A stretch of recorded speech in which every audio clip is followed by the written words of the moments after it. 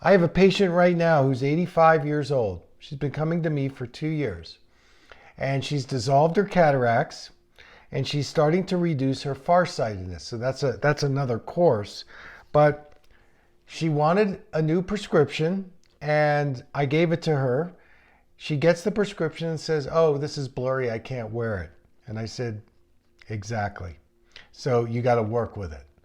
You know, you buy prescriptions, it's going to cost you money, right? And your expectation is, well, I buy it for a prescription, I should be able to use it. And in this particular case, the prescription that you may get, you may need to start using it outside the scope of your daily circumstances and routine.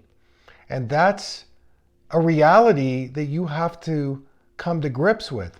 Because if you have an expectation, oh, give me the reduced prescription, and then I can use it to drive, I can use it to my computer, and you get it and you go, wow, this is challenging me a little bit.